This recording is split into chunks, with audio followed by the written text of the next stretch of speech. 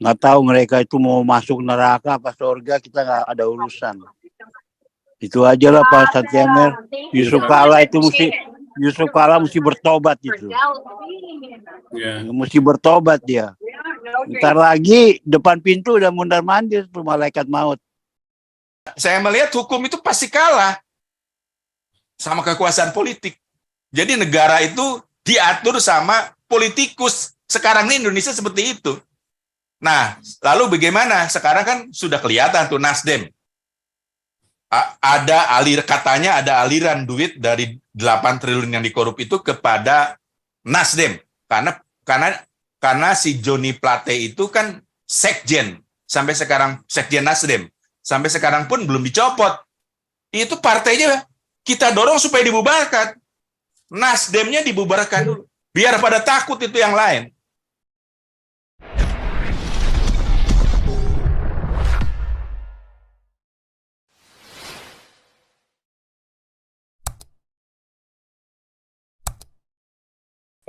Pak Markibong, kita masih lanjut Markibong. Kita kasih kesempatan dulu ke Pak Paul Dere. Pak Paul Dere, silakan Pak. Yes, terima kasih. Terima kasih Pak Santiamer. Ngomongin Yusuf Kala itu memang manusia. Aduh, gua nggak tahu deh. Iya kan? Dia punya itu yang uang bantuan tsunami aja. Aceh kan dia yang koordinir itu. Nggak tahu pertanggung jawabnya kayak gimana itu duit itu. Seluruh negara lu nyumbang dan dikoordinasi oleh dia. SBY suruh Yusuf Kala yang sampai sekarang nggak tahu uang itu bagaimana. Orang Aceh mestinya yang nanya itu, jangan kita. Orang Aceh yang mesti nanya, uang tsunami itu yang sumbangan katanya ditaruhnya di Singapura. Nah, nggak tahu sampai sekarang itu hilang jejak itu harta karun itu orang Aceh punya harta karun. Iya kan? Memang nih, aduh kita udah apa namanya pembibitan pemimpin negarawannya ini udah hancur bener loh Indonesia itu. Iyalah nggak ada yang bagus. Itu si Joni Plate nyolong, si ini nyolong. Aduh Indonesia mah nggak ada yang bagus. Cuman rata-rata pemimpinnya bajingan pemimpinnya itu. Bajingan banget mereka itu. Nggak tahu mereka itu mau masuk neraka apa surga, kita nggak ada urusan. Itu aja lah Pak Santiamer. Yusuf Kala mesti bertobat itu. Ya. Mesti bertobat dia. Ntar lagi depan pintu udah mundar-mandir tuh malaikat maut. Oke deh, thank you. Ya kalau dia nggak mau bertobat, kala jengking jadi kita bikin kala nungging gitu Pak ya, Pak Paul Dere. Yang nggak mau bertobat kala jengking menjadi kala nungging. Oke, silakan Pak Gajah Mada, Markibong. Pak Gajah Mada. Ya. Selamat malam, Pak. Malam, Markibong. Ya, jadi ya kita harus maksudnya saya mendorong untuk yang bisa dikerjakan ya. Iya. Jadi kalau tadi dibilang mengenai anggaran nih, memang anggaran itu paling banyak di pemerintah ya, di APBN. Contoh saja, tadi kan Joni Plate itu bisa korupsi 8 triliun untuk proyek Menkominfo. Itu Menkominfo kan sebenarnya proyek yang agak jarang sebenarnya ya. Tapi bisa 8 triliun, apalagi yang kementerian yang lain. Jadi memang duitnya di situ. Kalau dikaitkan dengan agama, ya usulkan saja. Rumah ibadah itu lebih bagus urunan umatnya. Jadi jangan dari APBN. Ya. Supaya bisa dinikmati yang APBN itu oleh semua agama. Karena saya masih percaya bahwa 60% itu non-muslim sebenarnya. Selama KTP, kolom agama di KTP belum dihapuskan, itu masih kebohongan. Kan nggak berani kan? Nah, jadi ini ada manipulasi. Memang Indonesia ini kaya.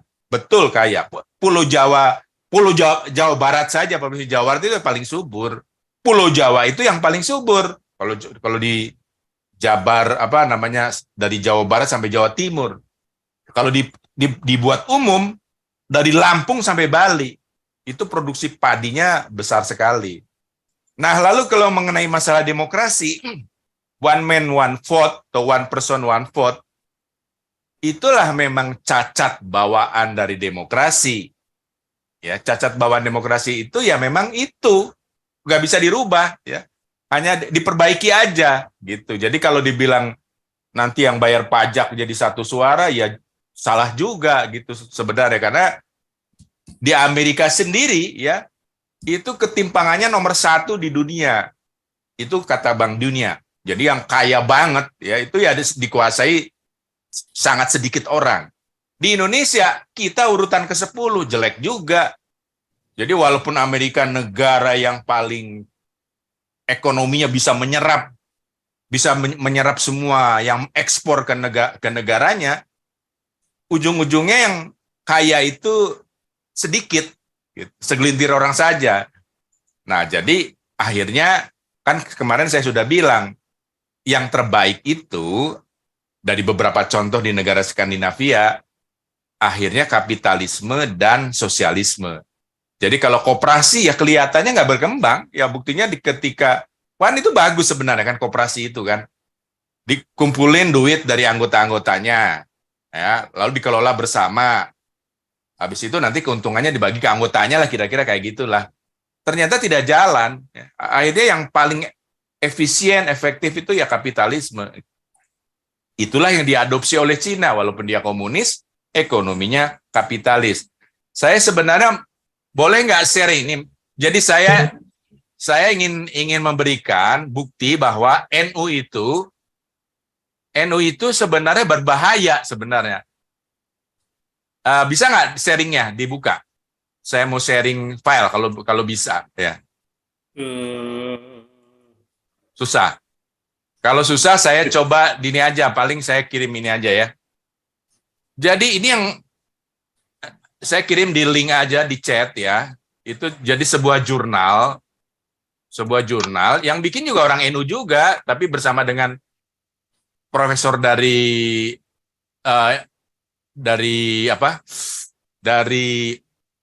Australia ya. Jadi ini The Mythm atau bahasa Indonesianya mitos NU organisasi toleran. NU itu tidak toleran sebenarnya.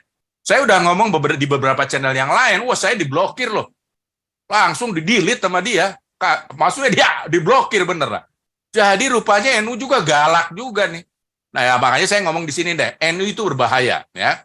Jadi menurut penelitian Markus Meissner dan Burhanuddin Muhtadi, ini orang NU juga, Burhanuddin Muhtadi itu.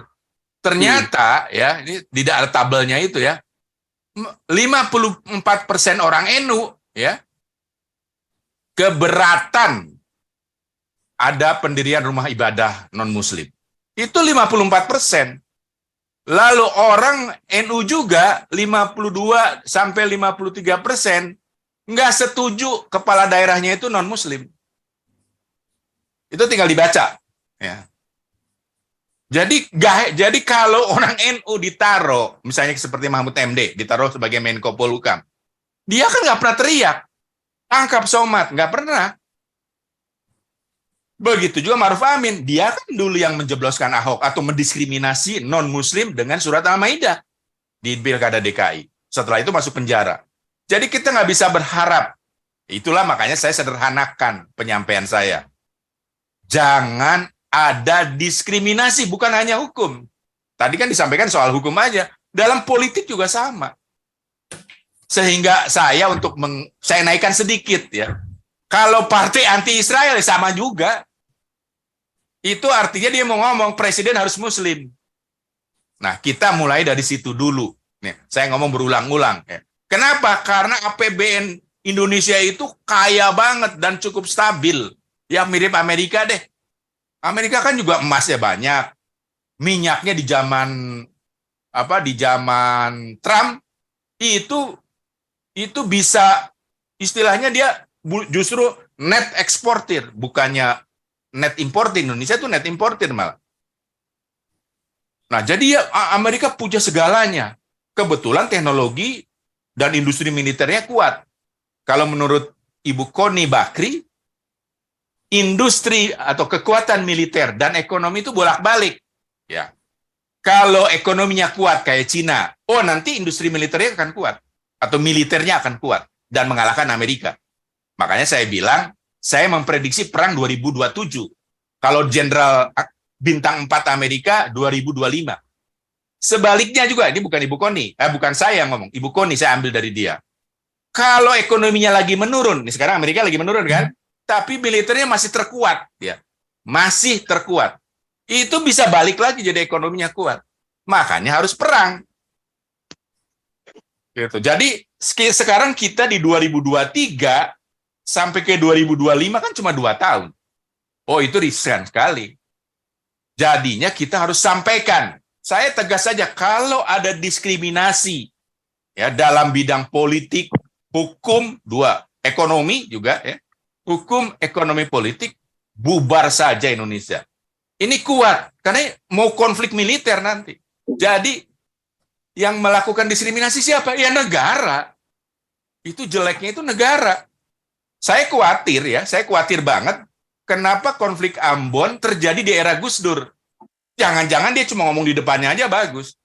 Di belakangnya sama-sama seperti saya bilang tadi, orang NU pun sebenarnya lebih dari 50, saya pikir 50 something. Begitu saya detailkan lagi, yaitu yang linknya saya sebut, ya, itu ternyata sampai 54% itu untuk rumah ibadah, mereka menolak, 52 sampai 53 itu untuk kepala daerah. Wah, bahaya.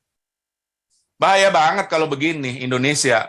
Tapi kita ngomong bahaya ini, saya ngomong sama siapa? Sama politikus.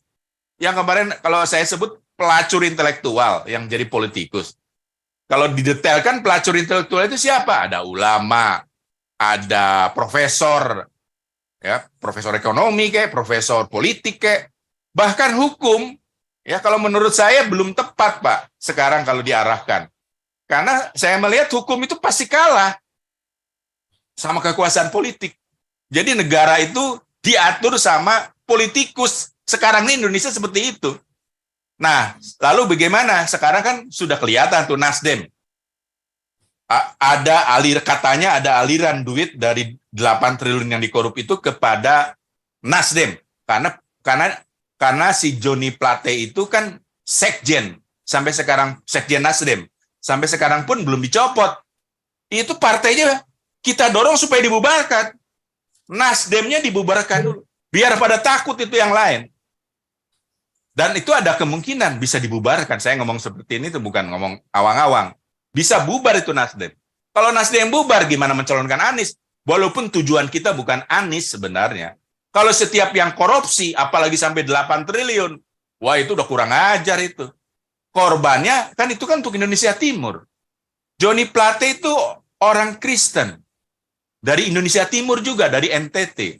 Kok bisa dimanfaatkan sama orang Aceh? Ya, Surya Paloh. Apalagi dimanfaatkan oleh Yusuf Kala. Itu kan berarti ada BTS-nya itu banyak yang kurang belum dipasang. Walaupun kita dikelabui seolah-olah 3G sudah tidak berlaku lagi. Telkom kan begitu kan, 3G nggak, semua 4G. Nah, jadi sebenarnya ya saya mau mendorong yang ke depan ini. Ke depan ini yang sebenarnya di depan mata kita. Gitu. Kalau mengenai demokrasi Amerika dan demokrasi Indonesia, ya kan itu Amerika sudah belajar ratusan tahun. Kemarin pun Texas itu udah mau merdeka loh. Siapa Pak Teddy itu yang di Amerika? Texas itu udah mulai merdeka gara-gara Trump dibatalkan, menurut Trump itu curang. Bahkan rakyat Amerika itu dikeroyok Capitol Hill. Sama kayak kita zaman dulu. Jadi Amerika sudah sama kayak negara Indonesia. Gedung MPR DPR dinaikin atapnya. Kalau ini di Amerika orang yang masuk dan orang ditembak loh di sana satu. Ada yang mati. Kalau kita nggak ada. Siapa yang lebih barbar? Amerika lebih barbar sebenarnya. Karena udah jengkel. Amerika merasa juga demokrasinya itu kayak nggak bener. Kayak ada yang salah. Dan mereka kritikan sistem voting elektronik itu. Yang dikritik. Nah, jadi supaya singkat saya ngomong gitu aja. Nanti maunya sih dibantah gitu. Supaya ada diskusi. Jadi sekarang itu yang bisa kita lakukan ya memang jangan golput. Ya, kita pilih yang kalau bisa itu yang terbaik kalau bisa. Tapi kalau pilihannya yang terbaik dari yang buruk, ya apa boleh buat, jangan golput kita. Jadi seperti Owen Fang kan agak bingung juga mengenai pencapresan sekarang karena memang dibikin bingung ya. Dibikin bingung, nanti panjang lagi kalau cerita kayak gini ya. Tetapi sebenarnya ada kue atau duit yang gede sekali di APBN Indonesia. Indonesia itu ekonominya besar walaupun jomplang ya. Tapi ekonominya sangat besar, jadi kalau dikorupsi 8 triliun aja nggak kerasa sepertinya. Utang kita tuh memang ditakut-takuti, tapi dulu itu 100% di zaman dolar 17.000 ya. Itu 100% rasio utang kita. Sekarang kita antara 30 sampai 40. Dan nanti akan turun lagi sebenarnya bisa. Jadi masih kuat lah. Sementara Amerika katanya amit-amit itu kok. Utangnya nggak bisa dibayar itu karena plafon utangnya tidak disetujui untuk naik. Ya. Nah, jadi kita masih tidak berisiko seperti Amerika. Padahal Amerika negara kaya. Tapi DPR-nya yang Republik itu ya, DPR Amerika yang namanya Partai Republik yang sekarang menguasai di era Biden itu nggak mau dia naikkan plafon utangnya, nggak mau. Dan ada kemungkinan besar Amerika nggak bisa bayar utang. Siapa yang utang Amerika dipegang siapa? Nomor 1 dipegang Jepang, nomor 2 dipegang Cina. Artinya kalau gagal bayar itu obligasi Amerika ini pegang 2 negara tersebut makin murah. Itu ruginya tuh bisa ratusan triliun itu. Jadi dan Cina pun sama sebenarnya. Di Cina pun yang namanya di distrik-distrik gitu. Itu utangnya gede karena nggak dikendalikan maksudnya kurang pengendalian dari pemerintah pusat. Xi Jinping. Itu bisa meledak juga. Nah, jadi kita sekarang ini kalau saya bilang, kalau nggak bisa atau masih diskriminasi dalam bidang politik, ekonomi, hukum, itu Papua udah pengen merdeka. Papua aja melihat non-muslim itu didiskriminasi orang Papua. Yang didiskriminasi bukan saya aja, orang di provinsi lain pun. Sebenarnya ketika Papua merdeka, provinsi lain pun akan merdeka sebenarnya. Itulah bahayanya. Jadi saya ini memberi amaran kepada politikus Indonesia ya, yang sekarang sedang ramai mau di Pilpres sama di pemilu. Kalian jangan main-main.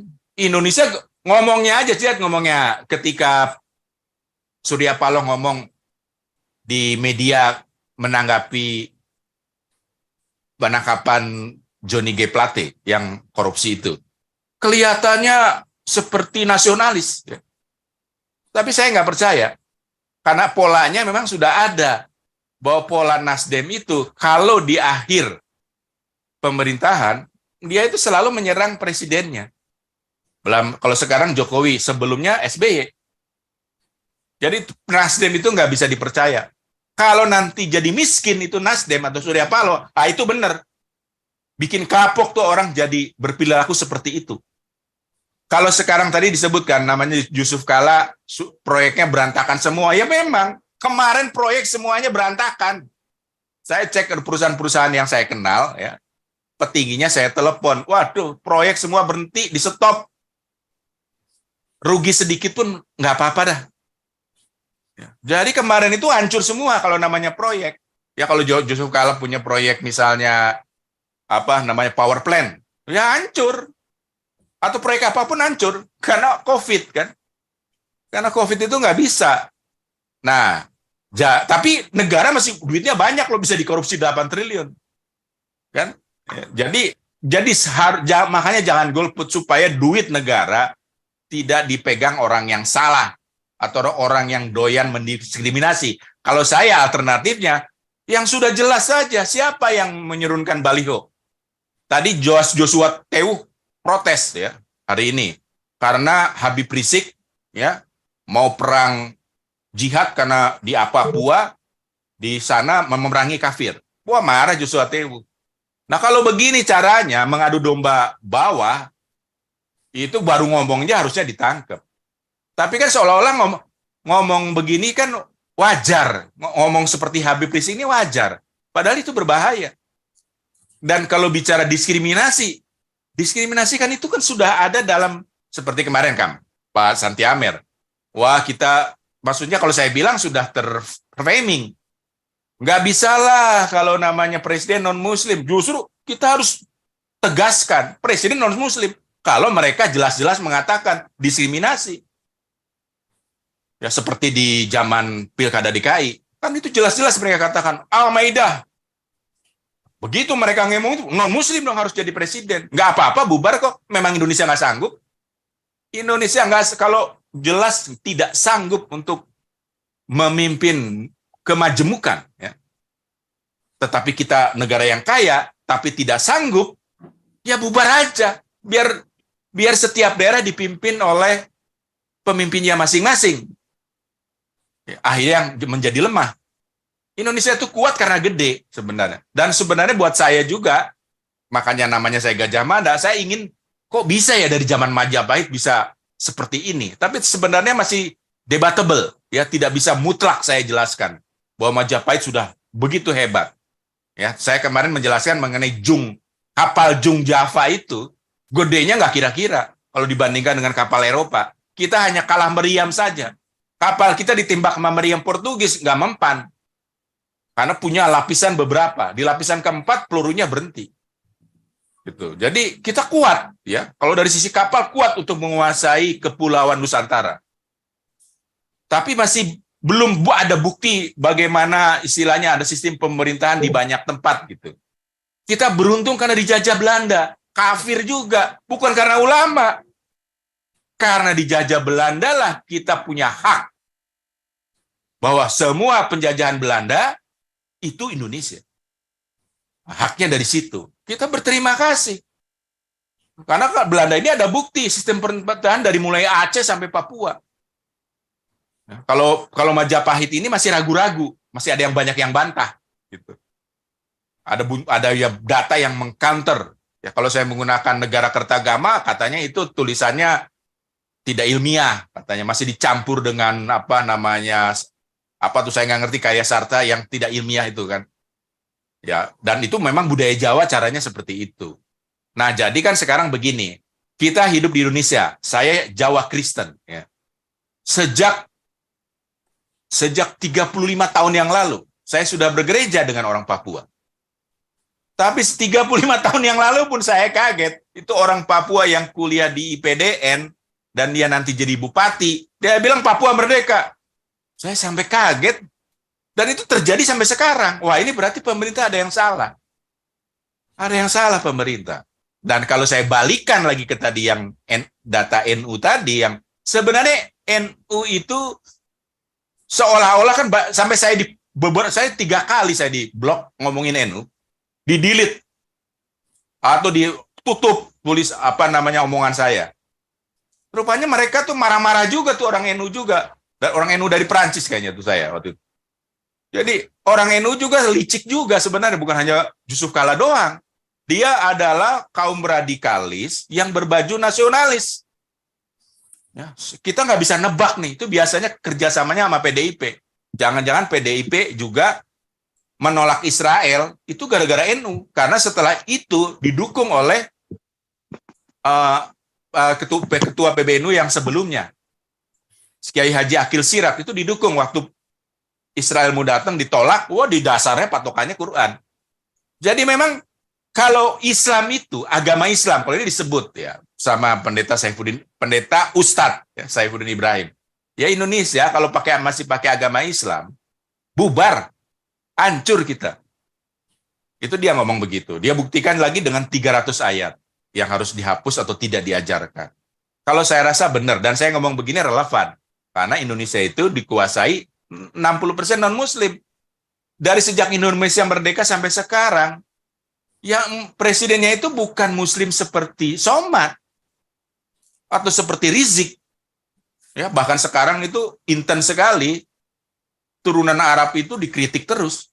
Bahkan yang namanya jenderal, siapa tuh jenderal bintang? Bapaknya, mertuanya ini, Panglima ya. AM Hendro Priyono. Dia mengatakan, turunan Arab. Kamu itu jangan jadi provokator. Itu AM Hendro Priyono sudah ngomong seperti itu. Lama-lama itu diusir tuh orang Habib-Habib itu. Nggak bisa hidup di Indonesia. Karena mereka nggak paham-paham, jadi provokator terus. Seperti contoh tadi, hari ini. Diceritakan oleh Bishop Joshua Tewu. Bahwa mau mengadakan perang agama di Papua. Ya, padahal kita sendiri belum bisa membuktikan tidak diskriminatif. Saya ngomong tadi ya, orang Papua 35 tahun yang lalu, saya berteman melakukan pelayanan dengan orang Papua di gereja saya, dia pun kalau sudah ngomong kemerdekaan, tegas itu dia. Saya juga kaget, ya, kok bisa melayani, tapi di satu sisi minta merdeka Papuanya. Sampai sekarang belum merdeka. Ya. Jadi itu kritik, ya, bukan hanya bikin jalan seperti Jokowi, bikin jalan di Papua. Ya, bukan hanya jalan seperti itu, harus jangan ada diskriminasi. Ya, jadi nggak bisa, diskriminasi itu terlihat di provinsi lain, nggak mungkin lah ngomong saya tidak melakukan diskriminasi, tetapi kenyataannya di Lampung orang lagi ibadah di stop, begitu juga pendirian rumah ibadah di tempat lain di stop. Jangan-jangan itu kalau Borobudur dibangunnya sekarang itu nggak dapat izin itu. Untung saja dibangun di era Majapahit, di era Sailendra. Kan itu bahaya, ya. Jadi memang kenapa bisa seperti itu? Dulu waktu kecil saya nggak ngerti loh. Begitu saya baru sekarang, begitu saya sudah banyak waktu untuk belajar, baru saya ngerti. Itu pun karena ada Saifuddin Ibrahim. Baru saya ngerti ternyata biang keroknya tuh bagaimana kalau kitab sucinya ngomong diskriminatif. Makanya tadi kan sunnah ya, Hitler itu ahli sunnah. Ya kalau semakin jago Islam, ya akhirnya jadi diskriminatif. Itu saja komentar saya Pak Santi Ahmed. Oke, terima kasih Pak Gajah Mada ya. Jadi